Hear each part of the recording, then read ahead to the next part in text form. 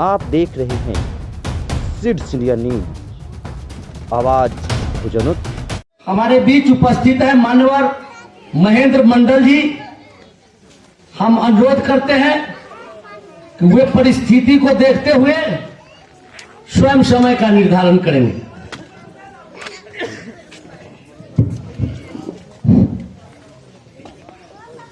आदरणीय अध्यक्ष जी,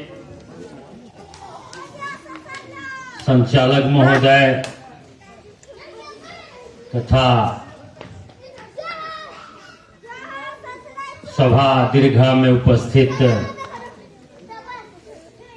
सभी साथी, गार्जियन एवं बहनें, मैं आप सभी को आभार व्यक्त करता हूं। सभी लोगों का नाम नहीं ले सकते, समय बहुत कम दिया गया, पर हम भारतीय मूल निवासी सांस्कृतिक मंच के संस्थापक मानवर शिवाजी राव को बधाई देना चाहता हूं कि आपने ये मंच दिया, जिस मंच पर आकर हम सभी लोगों ने अपना दर्द बयां किया। सबसे पहले मैं साहेब रविदास जी को अपना श्रद्धा सुमन समर्पित करता हूं। आज ये मंच का ही देन है कि संत से पहले तो ये सांस्कृतिक मंच उनको शिरोमणि कहा, लेकिन नया नाम से, और ये सही नाम है, संत शिरोमणि के आगे साहेब लगा देना।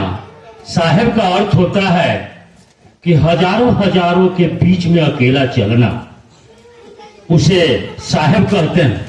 जैसे बाबा साहेब, कबीर साहेब।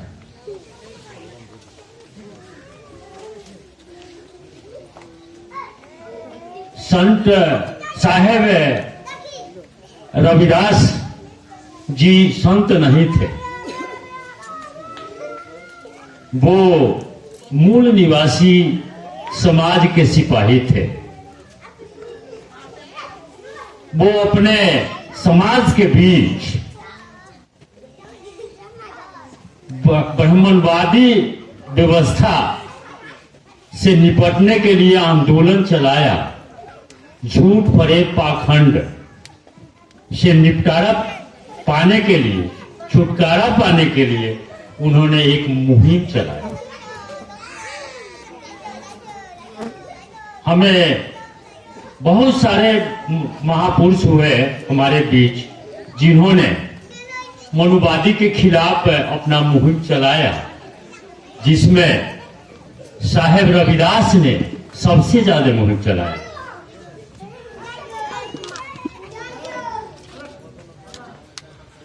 उन्हें समझने के लिए हमें अतीत में जाना, इतिहास के अतीत में जाना जरूरी समझते थे। पर मैं यही से कहूंगा कि ये समारोह में बहुत सारे लोग उपस्थित हैं, कुछ लोग चले गए हैं, और हमारे साथी ने बहुत सारे बात बताई, अपना प्रबोधन दिया कि पाखंड से छुटकारा पाना चाहिए, झूठ फरेब से छुटकारा पाना चाहिए, मनुवादी व्यवस्था से हटना चाहिए। तो मैं कहना चाहूंगा कि ज्योतिनाथ बाबू ने एक बात कही, उस पर ध्यान देने की जरूरत है कि ब्राह्मणों, वेदों में ब्राह्मण की आत्मा बसती है। वेद हटा दिया जाए तो ब्राह्मण का विनाश हो सकता है। यह सच है। अगर वेद को हटा दिया जाए, कौन हटाएगा? हमने सीखा है, हम तो सीखने आए हैं, आप भी सीखने आए हैं, सुनने आए हैं, कुछ कहने आए। कौन हटाएगा? हम सभी मिलकर हटाएंगे। यदि वेद ग्रंथ को छोड़ दिया जाए, वेद ग्रंथ को छोड़ दिया जाए तो ब्राह्मण से मुक्ति हो सकता है। फिर सवाल आप करेंगे कि हम वेद को छोड़ देंगे तो हम जाएंगे कहां, हम किसको लेकर के भजेंगे? आपको मालूम होगा, भाई जी ने अभी कहा, हमसे जो अगला वक्ता थे उन्होंने संविधान की बात कहा है।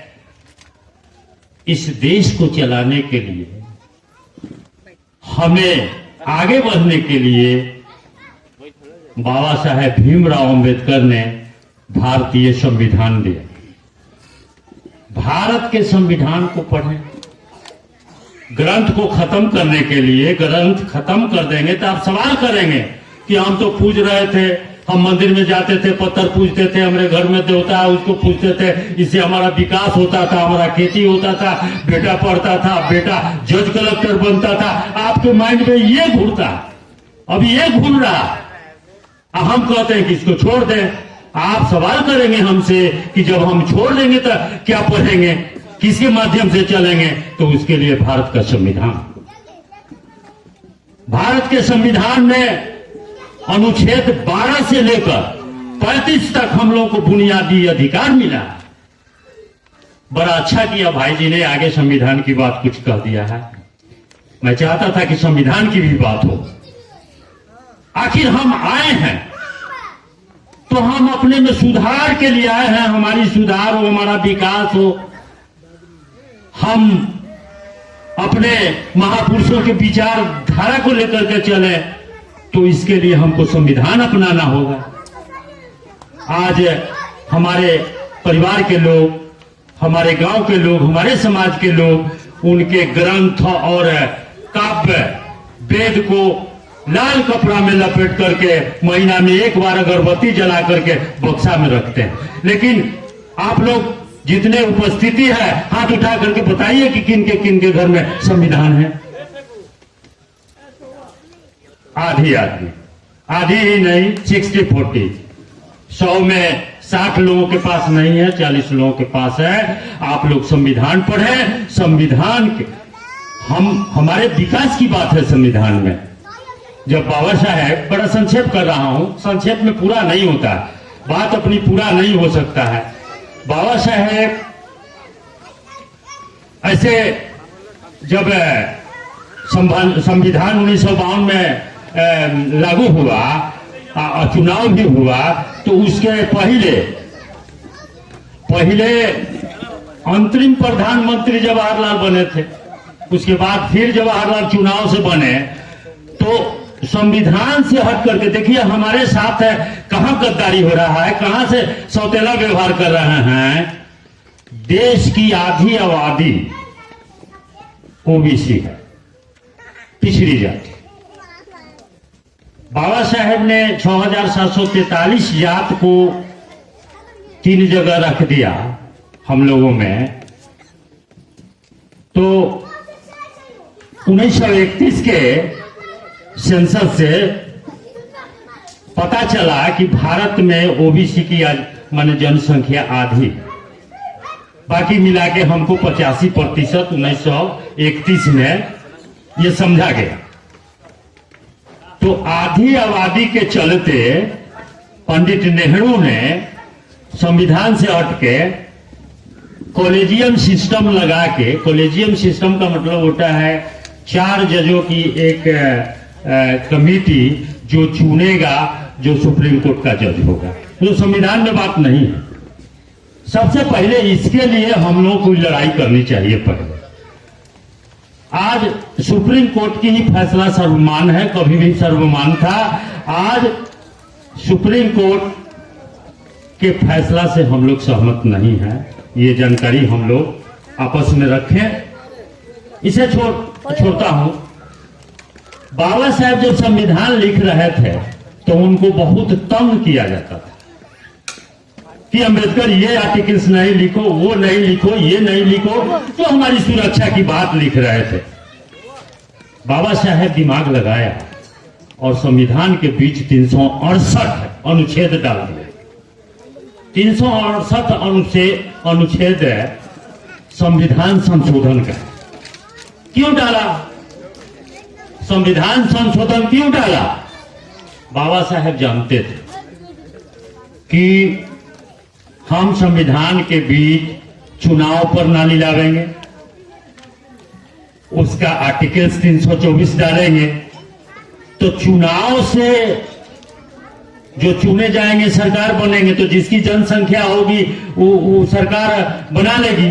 तो हमारी जनसंख्या देश में ज्यादा है, हमारी सरकार होगी और ये आर्टिकल्स रहेगा संविधान संशोधन के, तो आवश्यकता के अनुसार अपना सारी आवश्यकता पूरा करेगी। इस बात को हमारे बहुजन 85% के लोग नहीं समझा और वे समझ गए और समझ गया और उसका लाभ लेना शुरू कर दिया।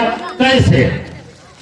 उसने काल्पनिक के इतिहास में एक विभीषण पैदा किया था, जिसको रामायण आप लोग कहते हैं। हमारा तो मन नहीं है रामायण करने का, बाकी लोग नहीं जानते होंगे वो रामायण कहते हैं। वो काल्पनिक इतिहास है जिसमें एक घटना का वर्णन है और उसमें राम सीता रावण किरदार निभाए। तो रामायण ने एक विभीषण पैदा कर दिया। जब ये समझ लिया कि जब ये समझ लेगा तो अपनी सरकार बनाएगा, ये इसकी जनसंख्या है, तो हर घर में विभीषण पैदा कर दिया। एक विभीषण से क्या डर है, हर घर में विभीषण बैठा है। हम आज किसी से नहीं डरते, हम अपने प्रतिद्वंदियों से नहीं डरते हैं, पर डर हमारे अपने विभीषण से है। इसको इनकार करते हैं आप लोग। आपके घर में जो विभीषण है, जो उसका सारथी है, अगर वो हमसे लड़ता है तो उसका रथ वो चलाता है। ऐसे लोगों को चयन करिए, ऐसे लोग हमारे ही वंश के, हमारे समाज के, हमारे परिवार के लोग उनके साथ हैं और वो हम पर आघात करता है। आप दिमाग में रखें, उन पर नजर रखें। हमसे वो ज्यादा नहीं है, हमसे वो नहीं सकेंगे। हमारा विभीषण उनका काम करता है, उन पर भी ध्यान रखा जाए। उनका कोई कसूर नहीं है, हमारे विभीषण का कसूर है जो हमें अभी तक पीछे छोड़ रहा है। आज के वर्तमान स्थिति में हम थोड़ी सी भी और कुछ कह के अपनी बात समाप्त कर दूंगा। आज के स्थिति में जो मौजूदा हालत है क्या है? फिर से मनुस्मृति 5 सदस्यीय टीम तैयार करके नागपुर के आरएसएस के कार्यालय में रखा है। एक रात में जब हम सोए रहेंगे, 12 बजे रात में निरस्त कर देगा, हमारा संविधान और लागू करेगा। एक संदेह और जताते हैं, ये अभी लोग जब समझने लगे हैं, वर्तमान सरकार की जो षड्यंत्र है, लोग जब समझने लगे हैं तो वो भी सतर्क होना शुरू हो गया, सतर्क होना शुरू कर दिया है। हम आप लोगों से सहमति चाहते हैं, हम एक संभावना जताते हैं आप लोगों को। 22 में राष्ट्रपति का भी चुनाव है। राष्ट्रपति का चुनाव है, हो सकता है उसकी अभी केंद्र में पार्लियामेंट में जनसंख्या है तो नरेंद्र मोदी इस्तीफा देकर के वो राष्ट्रपति बनेगा, कोई दूसरा प्रधानमंत्री बनेगा और वो अपने कलम से संविधान निरस्त करेगा, 100वां शतक मना लेगा वो। हम ऐसा इसलिए कहते हैं कि वो हमारे भारत का जितना संसाधन था जो हमारे पुरखों ने बनाया था, मेहनत मजदूरी करके जितना मंत्रालय जो बना है हमारे पुरखों का देन है, उसको धीरे धीरे खत्म करता है, उसे प्राइवेटेशन में ले जाता है। जब प्राइवेट में जाता है तो मंत्रालय की क्या जरूरत है? मंत्रालय की जरूरत नहीं होगा, और जब मंत्रालय की जरूरत नहीं है तो सांसद की जरूरत नहीं है, तो फिर संसद भवन की जरूरत नहीं पड़ेगी। उसके लिए वो एक नया संसद बना रहा है और उस रात संविधान निरस्त होगा और नया संसद में वो संविधान पेश किया जाएगा जो मनुस्मृति का रूपांतर होगा और दोबारा हम लोगों पर मनुस्मृति का शासन होने जा रहा है। बात यहां है, ये मंच लगाने का मतलब ये है कि साहेब ने जो विचारधारा दिया उस पर चल के हमको क्या करना है। साहेब ने विचारधारा दिया, विचार दिया, उस समय आंदोलन किया कि हमारी सुरक्षा हो, हमारी समाज की सुरक्षा हो। वो बदलती परिस्थिति में हम अपनी सुरक्षा कैसे करें, कोई सूत्र होना चाहिए हम लोग को, किस तरह से उसका मुकाबला करें। तो सबसे पहले हम भारत के लोग को, खास करके ओबीसी, एससी, एसटी जो अभी 90% लोग हैं, उसे जी जान लगा के संविधान बचाना होगा। संविधान तब बचेगा जब हम लोग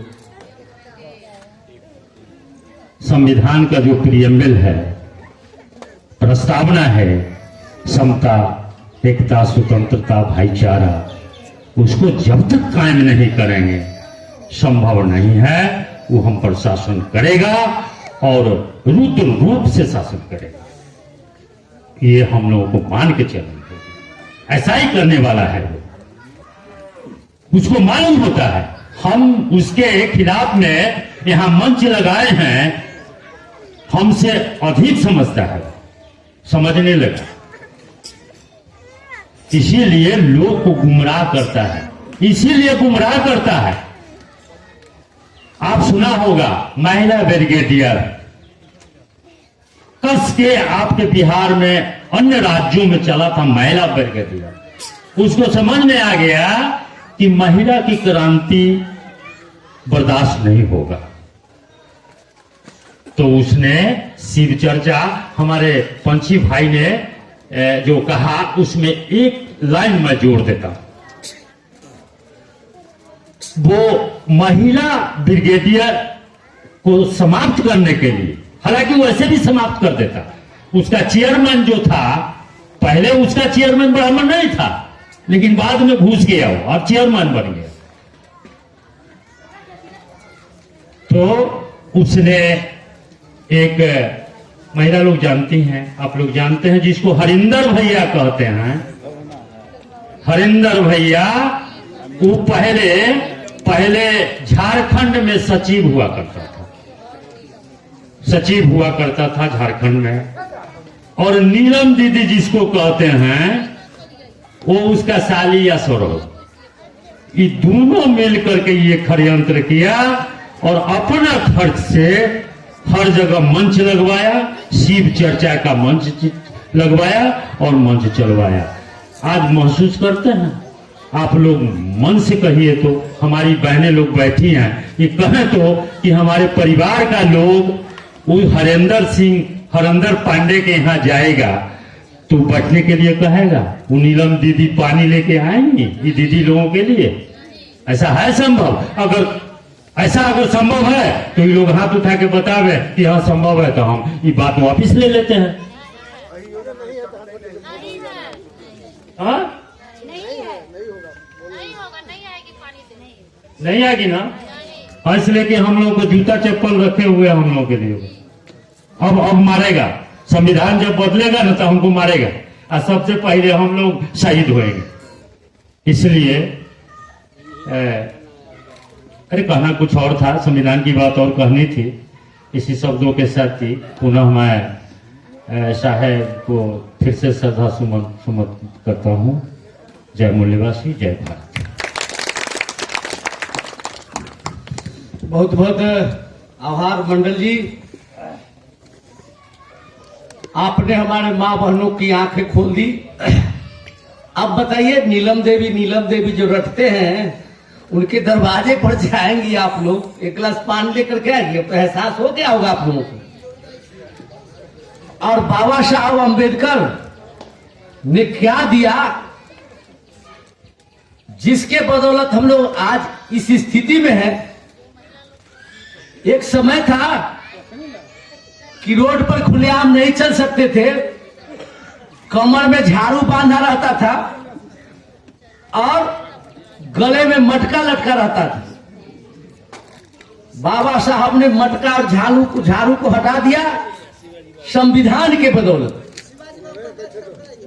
तो संविधान बाबा साहब ने दिया, तो बाबा साहब के प्रति मन में क्या विचार उमड़ रहा है आप लोगों के मन? हमारे मन में जो विचार उमड़ता है उसको हम एक पंक्ति में व्यक्त करना चाहेंगे। बाबा साहब ने दिया संविधान, बाबा साहब दियल संविधानमा हो मनवा इल्लू इल्लू करे। तो बाबा साहब के प्रति मन में श्रद्धा उमड़ता है कि नहीं उमड़ता है? आज जो माताएं बहनें यहां बैठी हुई है, कुर्सी पर बैठे हुए बराबरी में है, अगर सिविल कोड लागू कर दिया जाता, बाबा साहब की बात को माना जाता, तो हमारे समाज की परिस्थिति कुछ और होती। अगर संविधान नहीं लागू होता तो हमारे समाज में माता बहने की स्थिति और खराब होती। इसलिए हमने कहा कि बाबा साहब के संविधान को देख करके मन इल्लू इल्लू करता है। आगे